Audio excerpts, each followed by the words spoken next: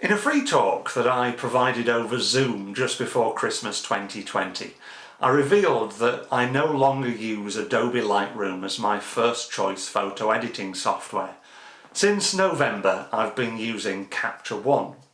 The reason that I've made that switch is because I was finding Lightroom quite logical in the way that it's laid out and the processes available to me as a photographer. I work much more creatively and more visually, and Lightroom just wasn't doing it for me. But I found that Capture One was laid out in a much more easy to use way in terms of the way that I post-produce my photographs, or the way that I would like to post-produce my photographs. I'm not saying that this is an advert for Capture One, and I'm also not saying that if you've been using Lightroom for years, you should suddenly make that switch because I've told you to. Like any decision that we make in photography, whether it's buying a new camera or signing up to a new post-production software, I think it's really important that we make our own decisions rather than letting other people dictate what we should do as photographers, because at the end of the day, we're all individuals. So what I would like to do in this video is just openly go through the reasons that I would say have made me make the switch from Lightroom to Capture One. And from that, you can make your own decisions. So let's delve into this latest episode of the Basics of Photography from Yorkshire Photo Walks and discover all about Capture One.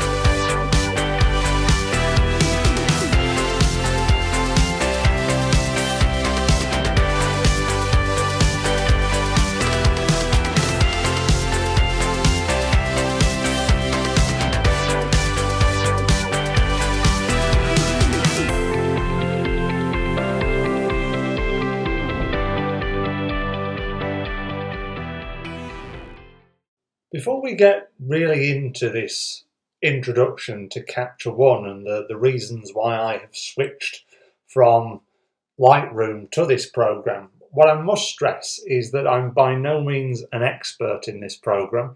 I've only been using it for just under 2 months now, and there's so much more out there, I know there is, that I can learn. But just for the purposes of this video, I'm just going to run through some of the things that have made me switch from Lightroom to Capture One. And one of the first things that we must look at is that the panels on the side in Capture One can be moved around and customized. So they can float on the screen or they can be moved around inside the panels themselves. And if you're used to Lightroom and you're used to all of the editing sliders on the right hand side, you can do that in Capture One as well. You can switch the side that the editing panel sits on. So it's extremely customizable and it fits with most people's workflows. The next thing that we have to mention as well is the color profiles in Capture One, which I think personally are brilliant. For those of you that don't know, I use a Nikon Z6, and here we've got all the different Nikon picture profiles that you have in the camera. I usually use flat, which is highlighted now, which brings a bit of life back into the shadows, and I think it's quite representative of the raw files. It usually sets it as generic, and that's the format that Capture One usually puts it in. But there's this new one called Pro Standard, and that is just a generic picture profile that is fitting for both Capture One, the photograph that you're editing, and the camera that you use. So your camera, if it's not recognised, you'll be able to find it somewhere within the list, but most cameras in Capture One or most up-to-date cameras will be recognised. So you can change that to Pro Standard and you'll have almost like a blank canvas to work from. So the picture that I'm editing today is from a walk that I did a few weeks ago along the Huddersfield Narrow Canal. And I'm going to start off with the exposure panel. These panels at the top as well can also be manipulated and moved around to your liking. And just to bring a bit of life back into the photograph, I'm just going to increase the exposure slider slightly, just so we're getting a bit more punch from what was quite a high contrast image. I usually go and edit the or expose for the highlights most of the time. So sometimes my photographs will look a bit dark before I start going with them. Now, other than that exposure slider, I'm going to ignore a lot of the other sliders for now. And we'll come back to clarity in a moment. But we're going to start off by looking at the levels and curves, because personally, as I say, I'm a visual worker. So sliders only do so much. I like to work with the histogram and do sort of light touches that I can see are making a difference. So if we look at the histogram at the top, that's showing the photograph live, whereas the histogram on the level slider is the histogram that this original photograph was made from. And because we've got detail in the highlights and shadows, if I pull those in, it's not going to help the image. But if I shift this midtone slider, you can see that more life comes back into those midtones. And because it is quite a high contrast image, this is really useful, because instead of using that shadows slider that will affect the whole of the photograph, here we're just directly affecting those midtones within the middle of the photograph. So we're not necessarily adjusting the contrast too much. Now, the curves is something that is in Lightroom, so I don't need to go into much detail on this, but I'm just going to put a standard little light S curve onto this photograph to just bring a bit of contrast out. And then because I've done that, I'm just going to increase the levels slightly as well in those midtones. So that's just by doing that, I've not touched any of the sliders apart from the exposure slider. But what I've managed to do is bring a bit of life back into this photograph just by editing those colours. Now, what I've noticed is that because we've brought a bit of life back in, the sky is looking quite washed out. And there is a bit of detail there that we can bring back. Now, the standard way that you can do that is with a graduated filter. And those of you that know me will know that I don't usually use graduated filters or any filters out in the field, because they're a bit faffy and a bit cumbersome to have in my bag. So I tend to do them in post-production more than anything else. So as per usual in Capture One, we can have this linear gradient. But another brilliant thing about Capture One is that we can have these adjustment layers. So instead of making layer upon layer upon layer on the same photograph, these are a bit like Photoshop, if you're familiar with that, where you can set different adjustment layers and work individually of those. So I'm going to call this one Sky and drag down our adjustment area, which is our linear gradient. And what you would usually do, or what I did before in Lightroom, was to just darken it or take the exposure down in that section. But the problem that we see is that we start to have the trees that are sort of across the sky, they darken as well. And that's exactly the same if you're using a neutral density graduated filter out in the field. So that's not the best way that we can do it. But the brilliant thing is, I'll just remake another sky slider and delete the other one, is that in Capture One, we have this brilliant thing called Luma Range. So what I'm going to do is just paint onto this photograph over all of the sky areas. I'm not worried that I'm going onto the buildings slightly. I just want to make sure that all of the lightness area of the sky on this picture is covered with this mask.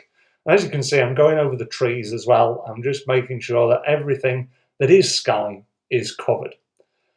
And I can press M to show the mask in red on my keyboard, or press M again and it will get rid of that mask so you can see the edits that you're making. So let's do that now and take our exposure back.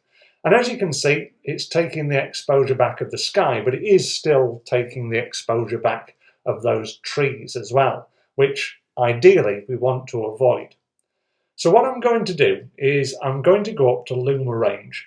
I'm going to select it and this little graph appears. And this is a bit like the histogram. So we've got a range of those highlights and midtones across the photograph right back to the shadows. And by tweaking this graph ever so slightly, it starts to change where we are affecting with this mask.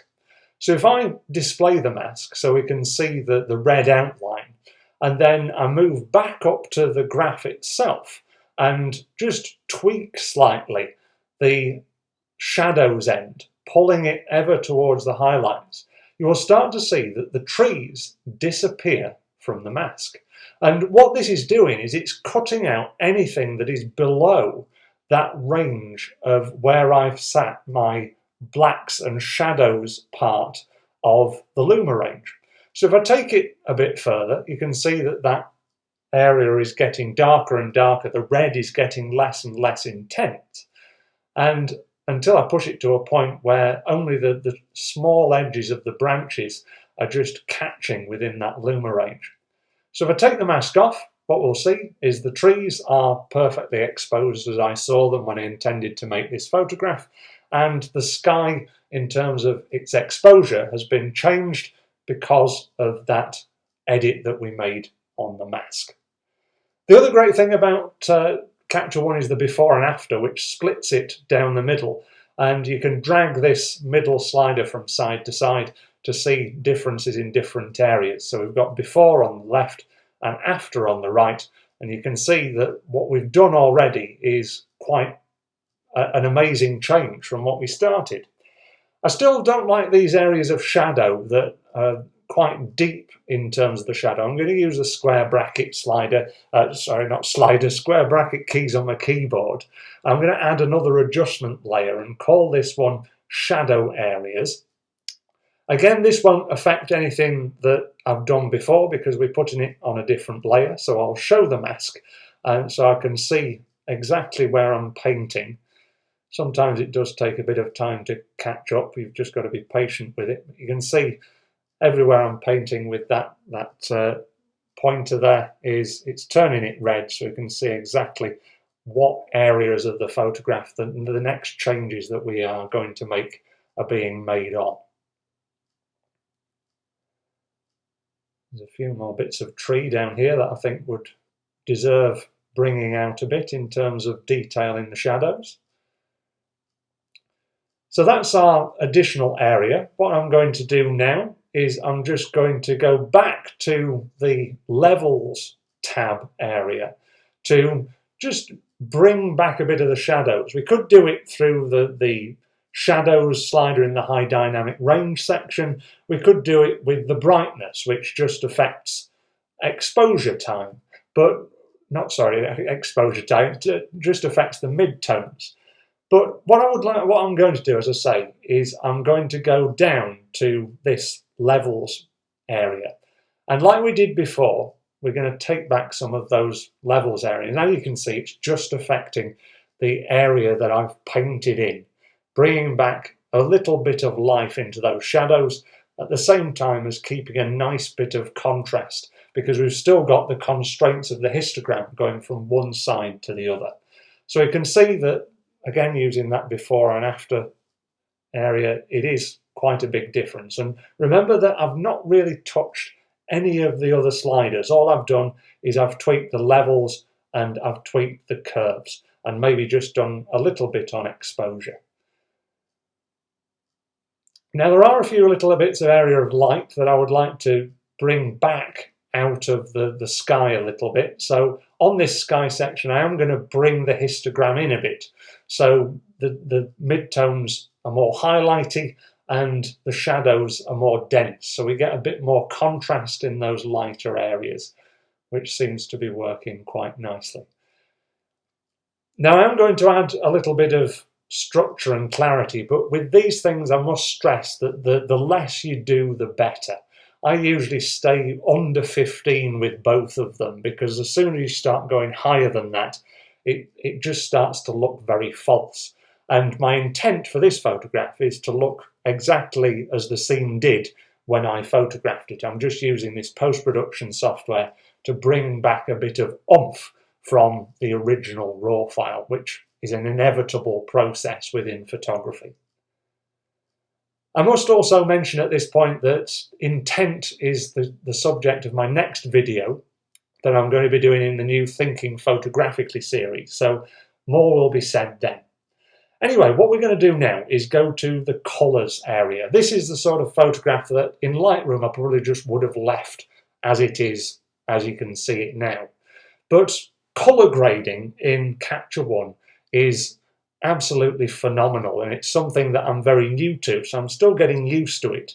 But we've got all of these different colour editing tools that we can take advantage of. And the first one that I'm going to do is just this advanced colour editor. So I'm going to pick this colour green, and you can see the colour wheel on the left hand side has lit up and it's highlighted exactly what colours we are going to be editing when we move the sliders underneath. And you can see that it's covering a lot of the yellows and greens. You can change the smoothness, so it goes from quite hard edges to blending the colours in around it a little bit as well, so it gives you that idea of where you are editing in the photograph. Now in terms of hue, you can take it one way and it will turn it sort of a muddy brown colour, and if you take it the other way it will go to this very vibrant minty sort of green. Now we don't really want it either way too much on that, but I do like my greens to pop quite a bit, so especially because we've got this line leading along the towpath, which is quite a vibrant edge in this photograph that is helping to lead the eye. So I'm just going to increase the hue slightly, and I'm also going to increase the saturation slightly. Now don't worry too much at this moment in time if it's looking a bit false, because some of the changes that we'll make a little bit later on will counteract that slightly. The other thing that I can do is bring up the lightness of these green areas. So again, that line that is helping us to lead our eye into the photograph just pops a bit more. And also the greens on the left-hand side of the photograph and then the mosses on the wall also just start to pop and bring more life and colour contrast to this winter style scene. Now, there's a few other colours in there that I think would be worth having a look at as well, namely the reddish brown areas, which we've got a little bit in what I call the focal point area, where we've got the mill building and also that little brick hut that is just being reflected in the canal. And also we've got the ferns on the right-hand side as well down by the river. So I'm going to select on the little brick building, and I'm going to extend this little area that it's selected out. So instead of just editing the colour that is that brick building, I'm going to cover all the reds and oranges, just again to bring a bit of life back into these ferns on the right-hand side. So like we did before, I'm not going to touch the hue because I don't think that's going to be worthwhile doing in this bit, but I'm just increasing the saturation and increasing the lightness. As I say, hue doesn't really do much. In fact, it makes the colours look really false. So I'll double click on that to take it back to the 0 point, which you can do with any of the sliders like you can in Lightroom. So that's not really a change. So we'll have a look at before and after, which again is showing us quite a stark difference. And you can see that the greens and the reds and oranges are now popping a lot more than they were even before we made those colour changes. So just slight, as I keep repeating, slight subtle changes that can make a photograph go from ordinary to really popping. The next thing that we can look at is this colour balance wheel, which gives us the choice of editing colour in different areas of the photograph. So instead of changing your white balance slider, I tend to like using this to edit the white balance of different areas. So splitting the highlights and the shadows, so taking the highlights slightly cooler and warming the shadows up, can have a really nice effect, and it look a lot more natural than warming the whole photograph up and getting this sort of cloudy, muddy, yellowy look that you can sometimes get in bluer highlights, which to me just looks a bit false. So on this wheel, we've got this little marker in the middle. I'm going to go and do the highlights first of all. We've got this little marker within the middle of the wheel, which can be dragged here, there and everywhere. And you'll see as I start dragging it, the highlights start to cool down a bit and a bit more life in the blue comes into the sky. Obviously, taking it to the edge of the wheel takes it too far, which I don't want to do. As I say, I'm always looking for that natural look in my photographs. You can go to the cyanic greeny side of blue if you wanted to, or you could go to the magenta side of blue. But for me, somewhere in the middle works just about right. It's getting that natural light blueness out of the sky. You can also change the intensity on that line by dragging this little semicircular wheel at the edge, and you can see that it's picked the line that I've selected and changing the intensity of the effect from that. But somewhere around there, for me, works perfectly. So let's have a look at the shadows. Now, I always think it's best to counteract the shadows, so go in the opposite direction to where you go with the highlights, just to bring a bit of colour contrast within the photograph, and also just to split that cool, warm area. Now, as I say, going right to the edge of the circle is not going to help you photograph any. It's going to make it too intense. But just to warm up some of those yellowy, orangey, green areas, and like I said with the hue earlier on, it's taken back some of that vibrancy in the green and made it into a more natural green, even though we increased the hue slightly. So now I'm going to concentrate on this area of mid-tone, which is mainly yellow. So I'm going to just push it a slightly bit more on that yellow side, just to bring out that sort of sandstony colour in the houses on the left and in the mill building, which is being reflected and is my focal point at the crux of this photograph. So moving the little wheel inside the wheel, or the little dot inside the wheel, just helps you to control those different areas. And I think mid-tones you've got to be careful with, because especially in a photograph where there are quite a lot of mid-tones, it can push your photograph too far if you take it just a little bit too far. So, like with anything in this photography business and post-production, just do things subtly, because that's the best way, and do it step by step, so you're not always overproducing what you are trying to create. So as you can see, before and after, we've gone from this very starkly dark, contrasty photograph to a much more punchy shot with a lot more detail, both in the shadows, in the highlights, and within the midtones. But we've kept the true essence, my intent when I made this photograph, to bring the colours together and the contrast to make this photograph something that I am now very pleased with. And I must say, I'm probably more pleased with this than I would have been if I was editing it in Lightroom, because of that colour grading and because of the ability to take that sky back as well. And remember that we've not touched any of those sliders. We've done it all visually, which is the way that I work. Just to finish off, I'm just going to bring up a little bit of clarity within our background layer, because we only applied it to the sky before to bring back a bit more detail in those trees. So around about the 7 mark on clarity, and structure at about 11. I'm not going to work dehaze, because I think dehaze, as sometimes subtly it works well in different sort of photographs, but as you can see, if I push it to 100%, it just completely ruins the photograph. So I am pretty happy with what I've got now. There is nothing really more that I would change.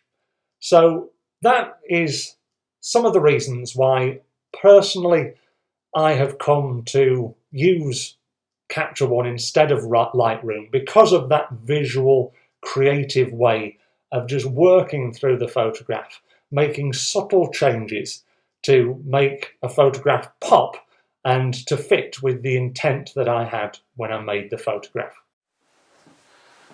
So, in conclusion, the things that I would like to stress, I know I've stressed these all the way through this video, but I think it is ever so important to do so, is that what I've just shown you is very much based on the way that I personally work.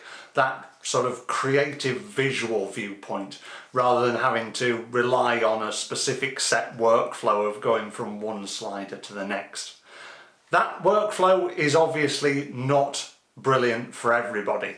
So if you've been using Lightroom, you like it and it works for you, and you've just watched this and you think, well, blimey, that looks far too complicated, then by all means stick with Lightroom and keep using that.